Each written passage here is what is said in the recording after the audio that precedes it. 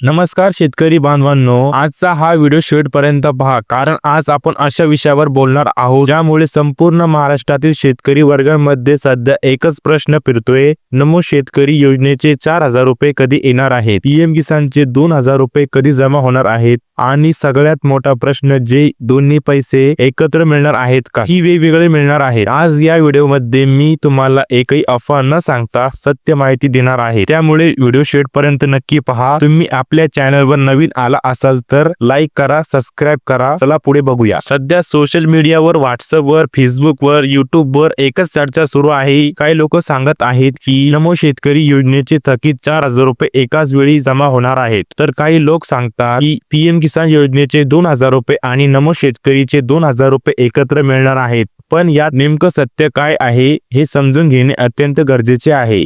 सर्वप्रथम आपण समजून घेऊया नमो शेतकरी महासन्मान निधी योजना नेमकी काय आहे. ही योजना महाराष्ट्र सरकारची योजना आहे आणि ही योजना केंद्र सरकारच्या पीएम किसान सन्मान निधी योजनेला पूरक म्हणजेच सपोर्ट करणारी योजना आहे. पीएम किसान योजनेअंतर्गत शेतकऱ्यांना वर्षाला 6,000 रुपये मिळतात, म्हणजे 3 हप्त्यामध्ये प्रत्येकी 2,000 रुपये मिळतात आणि त्यात पीएम किसान योजनेच्या लाभार्थ्यांना महाराष्ट्र सरकार नमो शेतकरी योजनेअंतर्गत वर्षाला 6,000 रुपये देते, म्हणजेच प्रत्येकी 2,000 रुपये हप्ते. आता इथे एक महत्वाची गोष्ट लक्षात ठेवा, पीएम किसानचे पैसे केंद्र सरकार देते आणि नमो शेतकरी योजनेचे पैसे महाराष्ट्र सरकार देते.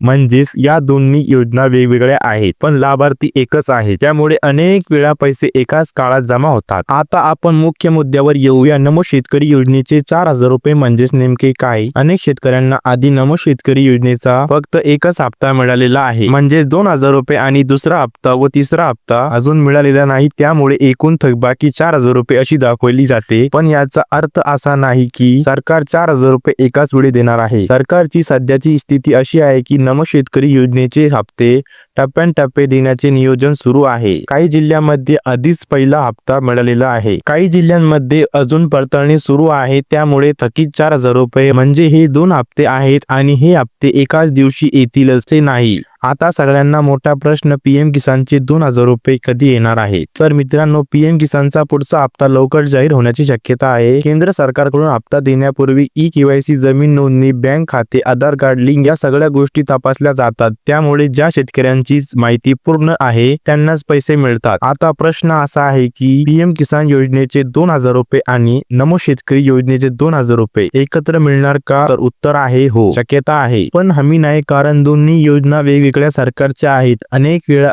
असं म्हणलं जातं की पीएम किसान योजने आधी येतात आणि नमो शेतकरी योजनेचे पैसे 2 ते 5 दिवसानंतर येतात, तर कधी कधी दोन्ही एकाच दिवशी पण वेगवेगळ्या वेळेला येतात. आता सोशल मीडियावर एक मोठी बातमी व अफवा पसरली जात आहे की नमो शेतकरी योजनेचे 4,000 रुपये संगमताने म्हणजेच एकाच वेळी दिले जाणार आहे. मित्रांनो, ही माहिती पूर्णपणे चुकीची आहे. सरकारकडून अशी कोणती अधिकृत घोषणा आलेली नाही, त्यामुळे अफवांवर विश्वास ठेवू नका. नमो शेतकरी योजनेचा थकीत हप्ता लवकर यावा यासाठी तुम्ही काय केले पाहिजे हे सुद्धा तितकंच महत्वाचं आहे. सर्वप्रथम तुमची पीएम किसान योजनेची ई-केवायसी पूर्ण आहे का हे तपासा, तुमच्या बँक खात्यात डीबीटी चालू आहे का हे तपासा, आणि आधार लिंक आहे का, जमीन नोंदणी बरोबर आहे का हे तपासा, कारण नमो शेतकरी योजना ही पीएम किसानच्या डेटावर आधारित आहे. जर पीएम किसानचा हप्ता अडकलेला असेल तर नमो शेतकऱ्याचाही हप्ता अडकतो, ही सगळ्यात मोठी अडचण आहे, त्यामुळे आधी पीएम किसान नीट करा. आता अनेक शेतकरी विचारतात की मला पीएम किसानचे पैसे मिळतात पण नमो शेतकरीचे पैसे का मिळत नाही? कारण असं असू शकतो की तुमचं नाव राज्य योजनेच्या यादीत समाविष्ट झालेलं नाही किंवा जिल्हा स्तरावर पडताळणी प्रलंबित आहे. सरकारकडून सध्या अशी माहिती आहे की पुढील काही दिवसांमध्ये नमो शेतकरी योजनेचा पुढचा हप्ता टप्प्याटप्प्याने देण्यात नियोजन सुरू आहे आणि पीएम किसानचा हप्ता जाहीर झाला आहे, तर दोन्ही योजनेचे पैसे जवळजवळ एकाच कालावधीत शेतकऱ्यांच्या खात्यात जमा होऊ शकतात. पण इथे एक गोष्ट लक्षात ठेवा, सर्व शेतकऱ्यांना एकाच दिवशी पैसे मिळतील असं नाही, कारण जिल्ह्यानुसार आणि बँकनुसार प्रक्रिया चालते. आता शेवटचा आणि महत्वाचा मुद्दा काय आहे तर आपण बघूया.